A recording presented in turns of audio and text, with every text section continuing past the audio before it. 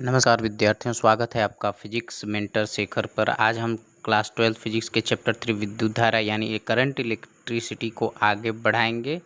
Part 2 video part 1 हम लोग discuss कर चुके हैं। अब हम लोग पार्ट 2 पे डिस्कस करेंगे, तो हमारे साथ बने रहिए और कॉन्सेप्ट को समझेंगे। फिर लास्ट में इम्पोर्टेंट क्वेश्चन को आंसर राइटिंग फॉर्म में देंगे, जैसा हम लोग पहले भी करते आ रहे हैं। तो चलिए शुरू करते हैं बिना किसी देरी के। आज का हम लोग का टॉपिक है अपवाह वेग यानी ड्रिफ्ट वेलोसिटी। अच्छे से हम लोग समझेंगे ड्रिफ्ट वेलोसिटी को। पिछले पार्ट 1 में हमने विद्युत धारा और विद्युत धारा के घनत्व के बारे में पढ़ा था। आज हम समझेंगे कि आखिर विद्युत धारा के तार में विद्युत धारा उत्पन्न कैसे होती है और उसमें इलेक्ट्रॉनों की भूमिका क्या होती है, जो बहुत ही महत्वपूर्ण इम्पोर्टेंट कॉन्सेप्ट है कि जाहिर सी बात है कि कैसे उत्पन्न होती है और उसकी क्या भूमिका होती है। इसके साथ हम एक बहुत महत्वपूर्ण फॉर्मूला डिराइव करेंगे डिटेल में, जो है I = NE AVD, और अंत में इसी फार्मूले पर न्यूमेरिकल भी करेंगे। तो चलिए शुरू करते हैं। पहला पॉइंट आता है फ्री इलेक्ट्रॉन्स, मुक्त इलेक्ट्रॉन जिसे बोलते हैं। विद्यार्थियों, धातु के अंदर बहुत सारे मुक्त इलेक्ट्रॉन मौजूद होते हैं। ये इलेक्ट्रॉन लगातार अनियमित गति करते रहते हैं।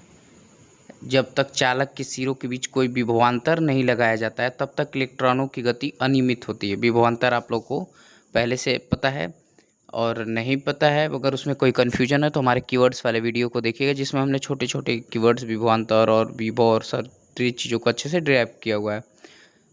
जब तक चालक के सिरों के बीच कोई विभवांतर नहीं लगाया जाता, तब तक इलेक्ट्रॉनों की गति अनियमित रहती है। ध्यान दीजिएगा, कब तक? जब तक विभवांतर नहीं लगाया जाता तब तक इलेक्ट्रॉनों की गति अनियमित होती है। इस कारण किसी निश्चित दिशा में औसत विद्युत धारा नहीं होती। अब यदि हम चालक के सिरों के बीच विभवांतर लगाते हैं तो चालक के अंदर विद्युत क्षेत्र उत्पन्न हो जाता है, इलेक्ट्रिक फील्ड। ध्यान देंगे, कब इलेक्ट्रिक फील्ड उत्पन्न हो रहा है? जब हम चालक के सिरों के बीच विभवांतर लगाते हैं तो चालक के अंदर विद्युत क्षेत्र उत्पन्न होता है। यह विद्युत क्षेत्र इलेक्ट्रॉनों पर बल लगाता है। कौन इलेक्ट्रॉनों पर बल लगाता है? तो विद्युत क्षेत्र इलेक्ट्रॉनों पर बल लगाता है। ध्यान देना मित्रों, चूँकि इलेक्ट्रॉन ऋणात्मक आवेशित है, इसलिए वे विद्युत क्षेत्र की दिशा के विपरीत गति करते हैं। इसी कारण इलेक्ट्रॉनों की गति में एक निश्चित दिशात्मकता आती है। अब हम लोग ड्रिफ्ट वेलोसिटी, जिसको हिंदी में अपवाह वेग बोलते हैं, ड्रिफ्ट वेलोसिटी मीन्स अपवाह वेग। अब प्रश्न आता है, इस दिशात्मक गति के औसत वेग को क्या कहते हैं? प्रश्न को पहले समझिए मित्रों, तभी हम लोग आंसर को ज़्यादा अच्छे से समझ सकते हैं। इस दिशात्मक गति के औसत वेग को क्या कहते हैं? इसे कहते हैं अपवाह वेग यानी ड्रिफ्ट वेलोसिटी। दोनों याद रखिएगा, इंग्लिश और हिंदी, जिसमें कभी कन्फ्यूजन ना हो। अपवाह वेग या ड्रिफ्ट वेलोसिटी। ड्रिफ्ट वेलोसिटी को VD से, स्मॉल ध्यान दीजिएगा मित्रों, स्मॉल VD से प्रदर्शित करते हैं। सरल शब्द यानी आसान भाषा में कहा जाए, ध्यान से देखिएगा, विद्युत क्षेत्र के कारण मुक्त इलेक्ट्रॉनों, मैं रिपीट कर रहा हूँ, विद्युत क्षेत्र के कारण मुक्त इलेक्ट्रॉनों द्वारा प्राप्त औसत दिशात्मक वेग को अपवाह वेग कहते हैं। याद रखिए, electron drift velocity tends to electric field की विपरीत दिशा में। ठीक है, कन्वेंशनल करंट कहाँ होता है? इलेक्ट्रिक फील्ड की दिशा में। फिर से ध्यान से समझिए, electron drift velocity electric field की दिशा में और कन्वेंशनल करंट इलेक्ट्रिक फील्ड की दिशा में। यह परीक्षा के लिए बहुत महत्वपूर्ण है। ड्रिफ्ट वेलोसिटी का सूत्र क्या होता है, इसको अच्छे से मेमोराइज करेंगे हम लोग। अब इसका फॉर्मूला प्राप्त करते हैं। मान लीजिए, कंडीशन है, मान लीजिए किसी इलेक्ट्रॉन पर विद्युत क्षेत्र E लगाया गया है। हम लोग अच्छे जानते हैं E मतलब कहीं भी क्या होता है? विद्युत क्षेत्र। मान लीजिए किसी इलेक्ट्रॉन पर विद्युत क्षेत्र E लगाया गया है। इलेक्ट्रॉन के आवेश का परिमाण स्मॉल e है। इलेक्ट्रॉनों पर लगने वाला बल F = small e and E होगा। ध्यान से समझ गए, हमको इलेक्ट्रॉन पर लगने वाला बल निकालना है, जिसमें एक E क्या दर्शाता है? विद्युत क्षेत्र को, और स्मॉल e इलेक्ट्रॉन के आवेश का परिमाण। न्यूटन के दूसरे नियम के अनुसार F = m में, ये हम लोग पहले भी समझ चुके हैं कि F = m में क्या होता है, जहाँ m क्या होता है? मास होता है, और a फॉर एक्सीलरेशन।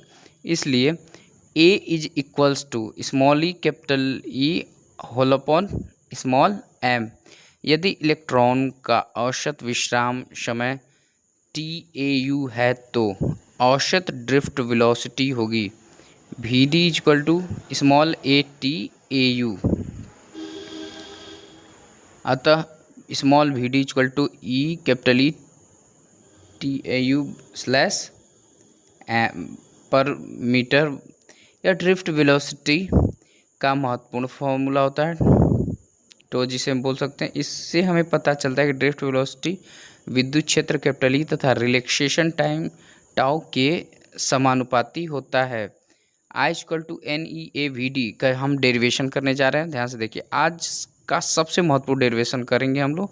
मान लीजिए हमारे पास एक तार है, कंडीशन देखते जाएंगे। मान लीजिए हमारे पास कोई एक तार है और उसका क्रॉस सेक्शनल एरिया है कैपिटल A। प्रति इकाई आयतन मुक्त इलेक्ट्रॉनों की संख्या क्या है, स्मॉल n, और इलेक्ट्रॉनों का ड्रिफ्ट वेलोसिटी है VD। मान लीजिए t समय में इलेक्ट्रॉन ड्रिफ्ट करते हुए VDT दूरी तय करते हैं, तो इस समय इलेक्ट्रॉनों द्वारा तय किया गया आयतन होगा volume equal to capital A VDT। अब प्रति इकाई आयतन इलेक्ट्रॉनों की संख्या स्मॉल n है, इसलिए कुल इलेक्ट्रॉनों की संख्या capital N equals to small n capital A VDT। एक इलेक्ट्रॉन का आवेश स्मॉल e है, अतः कुल आवेश हम लोग याद करेंगे। पहला फॉर्मूला फिजिक्स क्लास 12 का पहला फॉर्मूला क्या यूज किया था, Q equal to N dot E।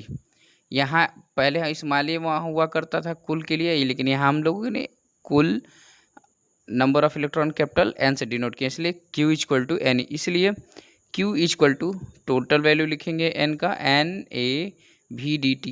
अब हम जानते हैं कि I इक्वल टू क्या होता है, Q/T। अतः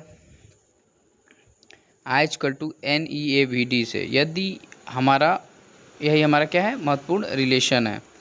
यहाँ से हम लोग डेरिवेशन क्लियर हो गया। Capital I equals to small NEAVD। इसे बोर्ड परीक्षा में डेरिवेशन के रूप में पूछा जा सकता है, तो इसको बारीकी से ध्यान देंगे, 2-3 बार देखेंगे लिख के, और सेल्फ प्रैक्टिस भी करेंगे, क्योंकि विदाउट प्रैक्टिस हमको पता है कुछ नहीं होगा। एक वीडियो देख लेने से नहीं। और कोई डाउट हो तो आप लोग ज़रूर कमेंट सेक्शन में पूछेंगे। अब हम लोग चलते हैं करंट डेंसिटी से संबंध, जो हम लोग पिछले क्लास में पढ़े थे उससे संबंध देखेंगे। अब एक और महत्वपूर्ण रिलेशन प्राप्त करेंगे, जो दूसरा महत्वपूर्ण रिलेशन है आज के क्लास का। हम जानते हैं capital J equal to I/A, जो हम लोगों ने प्रीवियस क्लास में सीखा था, और हमने अभी प्राप्त किया है capital I equal to NEAVD। ध्यान दीजिए कि दोनों के वैल्यू को हम लोग इंटरचेंज करेंगे, इसलिए capital J equal to NEVD, अर्थात J equal to small NEVD। यह करंट डेंसिटी और ड्रिफ्ट वेलोसिटी के बीच संबंध है, जो बहुत ही आसान है। इस फॉर्मूले को भी अच्छी तरह से आप लोग याद रखेंगे, कि जैसे क्वेश्चन समझेंगे कंडीशन के हिसाब से, फिर आंसर हम लोग पुट कर सकते हैं, कोई प्रॉब्लम नहीं आएगी। एक महत्वपूर्ण कॉन्सेप्ट जो है उसको हम लोग देखेंगे। अब हम लोग के मन में एक सवाल आता है कि यदि इलेक्ट्रॉन धातु के अंदर बहुत तेज़ी से रैंडम मोशन कर रहे हैं, तो ड्रिफ्ट वेलोसिटी इतनी छोटी क्यों होती है। कंडीशन है तो डाउट आना चाहिए कि क्या दिक्कत है। इसका कारण है कि इलेक्ट्रॉन लगातार धातु के परमाणुओं से टकराते रहते हैं। ध्यान से समझिएगा कि जो इलेक्ट्रॉन मोशन करते हैं, तो जो धातु होते हैं उनके परमाणु से वो निरंतर टकराते रहते हैं, इसलिए उनकी अनियमित गति बहुत अधिक होती है, लेकिन विद्युत क्षेत्र के कारण प्राप्त औसत दिशात्मक वेग बहुत छोटा होता है। इसी छोटे औसत दिशात्मक वेग को ड्रिफ्ट वेलोसिटी कहते हैं। ध्यान दीजिएगा एक बार, इसी छोटे औसत दिशात्मक वेग को ड्रिफ्ट वेलोसिटी कहते हैं। न्यूमेरिकल से सीख लेंगे हम। अब एक आसान सा न्यूमेरिकल देखेंगे जो इजी टू रिमेंबर है। किसी तार में मुक्त इलेक्ट्रॉनों का संख्या घनत्व। प्रश्न को समझेंगे मित्रों पहले, तभी हम लोग आंसर सटीकता से कर पाएंगे, क्योंकि ऊपर हम लोगों ने डेरिवेशन भी किया और अच्छे से फॉर्मूला को समझा कि फॉर्मूला आए कहाँ से। तो क्वेश्चन को देखेंगे। किसी तार में मुक्त इलेक्ट्रॉनों का संख्या घनत्व 8 × 10⁻28 पर मीटर क्यूब है। तार का क्रॉस सेक्शनल एरिया दिया हुआ है 1 × 10⁻⁻6 मीटर स्क्वायर, और उसमें 1.6 एम्पियर की धारा प्रवाहित हो रही है, बह रही है। तो हमको इसमें सिंपल ड्रिफ्ट वेलोसिटी ज्ञात करना है। तो दिया है क्या, हम लोग जाहिर सी बात जानते हैं कि यूनिट वाइज देखते हैं क्या क्या क्वेश्चन में दिया हुआ है, क्वेश्चन पूछ क्या रहा है। तो क्वेश्चन में दिया है मित्रों, capital I equal to 1.6 ampere, small n equal to 8 into 10⁻28 per meter cube, capital A equal to 1 into 10⁻⁻6 meter square, small e equal to 1.6 into 10⁻⁻19 C coulomb. हमारा फॉर्मूला है जो हमने अभी डिराइव किया है और समझा है, I equal to NE capital A VD, इसलिए वैल्यू को पुटअप करेंगे। VD equal to 1/NEA। अब वैल्यूज को रखेंगे क्योंकि हमको निकालना VD है, तो सारे वैल्यू पुट करने के बाद क्या देखेंगे कि 1.6 होल अपॉन एन पूरे का बटा क्या होगा 8 × 10⁻28, और सब वैल्यू पुट कर रहे हैं। वैल्यू को ऊपर हम लोग ले जाएंगे तो हल करने पे हमको क्या आंसर मिलेगा, VD equal to 1.25 into 10⁻⁴ meter per second. बच्चों हमको लगता है न्यूमेरिकल सॉल्व करने में आप लोग को दिक्कत नहीं होगी, लेकिन अगर दिक्कत होती है तो आप लोग हमको बताएंगे। अलग से हम लोग जब न्यूमेरिकल वाले वीडियो लाएंगे तो उसको और बारीकी से समझेंगे, फिलहाल हम लोग कॉन्सेप्ट के साथ समझ रहे हैं। तो हम लोग का आंसर होगा drift velocity equal to 1.25 into 10⁻⁴ meter per second. Unit बहुत इंपॉर्टेंट है मित्रों। अब देखते हैं जो बोर्ड्स में क्वेश्चंस आएंगे, जो सबसे महत्वपूर्ण क्वेश्चन कौन कौन से होते हैं। अब आज के टॉपिक के इंपॉर्टेंट क्वेश्चन नोट कर लीजिए, उसका आंसर भी हम नीचे दे देंगे अगर आप लोग नहीं लिख पाएंगे। तो पहला प्रश्न है, देखिए अपवाह वेग की परिभाषा देना है, अपवाह वेग की दिशा क्या होती है। सेम ऐसे ही प्रश्न आते हैं, थोड़ा सा अपने हिसाब से मिला जुला के। I equal to NEA VD संबंधी स्थापित कीजिए। रिलेशन जो अभी हम लोगों ने समझा है काफ़ी इजी टू रिमेंबर डेरिवेशन है। अगर आप लोग को अच्छे से कॉन्सेप्ट क्लियर हो जाएगा, जैसे डिफिनेशन अच्छे से क्लियर हो जाएगा, तो पॉइंट वाइज हम लोग रख के डेरिवेशन बहुत आसानी से कर सकते हैं। अगला है J equal to NE VD सिद्ध कीजिए, जो हम लोगों ने अभी किया है। नेक्स्ट क्वेश्चन है ड्रिफ्ट वेलोसिटी का सूत्र VD equal to E capital E tau per meter प्राप्त करना है, जो भी हमने ऊपर देखा है। छठा क्वेश्चन है धातु में ड्रिफ्ट वेलोसिटी का मान बहुत कम क्यों होता है।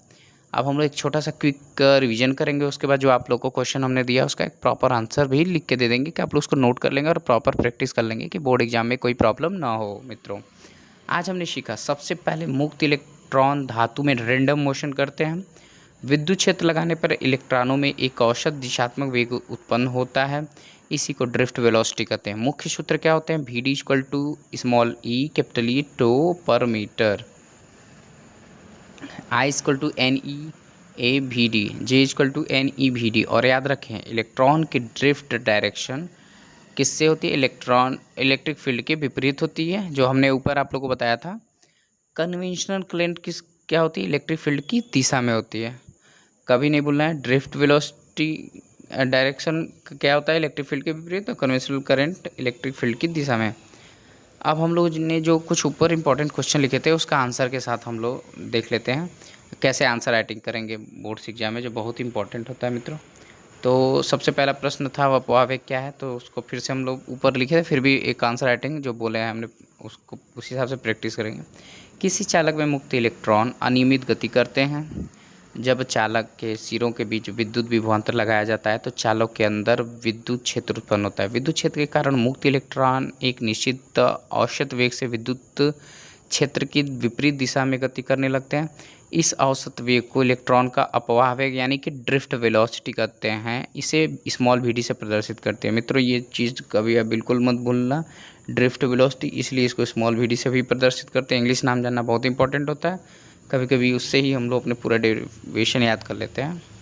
अपवाह वेग की दिशा क्या होती है, तो धातु के चालक में इलेक्ट्रॉन ऋणात्मक आवेशित होते हैं, इसलिए विद्युत क्षेत्र के कारण इलेक्ट्रॉन विद्युत क्षेत्र की दिशा के विपरीत गति करते हैं। अतः इलेक्ट्रॉनिक अपवाह वेग विद्युत क्षेत्र की विपरीत दिशा में, परंपरागत विद्युत धारा विद्युत क्षेत्र की दिशा में। अपवाह वेग का सूत्र, यदि इलेक्ट्रॉन पर विद्युत क्षेत्र कैपिटल E के कारण बल कैपिटल F लगता है, तो कंडीशन देखिए मित्रों कितना इजी टू रिमेंबर है। कंडीशन क्या है कि यदि इलेक्ट्रॉन पर विद्युत क्षेत्र कैपिटल E के कारण कोई बल F लगता है तो F equal to small E capital A, जहाँ कैपिटल E हम लोगों ने पढ़ा था कि क्या है, कैपिटल E विद्युत क्षेत्र है।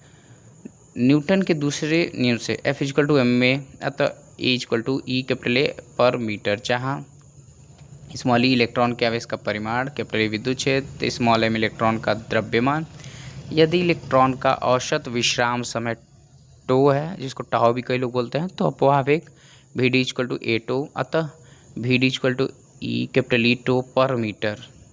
यहाँ के ई को आवेश के परिमाण के रूप में लिया गया है। ध्यान से, आई रिपीट अगेन, यहाँ स्मॉल ई को आवेश के परिमाण के रूप में लिया गया है। चौथा है अपवाह वेग और विद्युत धारा का संबंध, इम्पोर्टेंट है।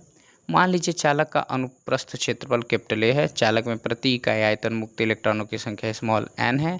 यदि इलेक्ट्रॉनों का अपवाह वेग वी डी है तो समय टी में इलेक्ट्रॉन द्वारा तय की गई दूरी I equal to V D T. इस समय चालक से गुजरने वाले इलेक्ट्रॉनों का आयतन volume equal to A V D T. इलेक्ट्रॉनों की संख्या capital N equal to small N A V D T. कुल आवेश Q is equal to capital N small E, अतः capital Q equal to small N capital A V D T E. अब capital I equal to capital Q upon small T, इसलिए I equal to small N E A V D T. यह विद्युत धारा और अपवाह वेग के बीच बहुत महत्वपूर्ण संबंध है, जिसको हमने ऊपर डिटेल में समझा था। I equal to small N E capital A V D. पांचवा प्रश्न है धारा घनत्व और अपवाह वेग हम जानते हैं। Capital J equal to I by A और कैपिटल आई बराबर N E capital A V D, अतः capital J equal to N E V D, इसलिए capital J equal to N E V D. यह भी एक अत्यंत महत्वपूर्ण सूत्र है। महत्वपूर्ण निष्कर्ष क्या आता है? I equal to small N E capital A V D capital J equal to N E V D. इन सूत्रों से स्पष्ट होता है कि विद्युत धारा अपवाह वेग के समानुपाती होती है।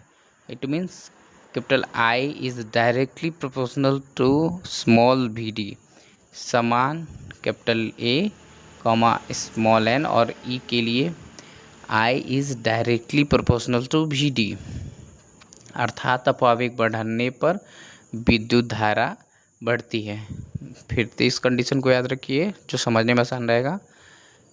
अपवाह वेग बढ़ने पर विद्युत धारा बढ़ती है। अपवाह वेग बहुत छोटा क्यों होता है?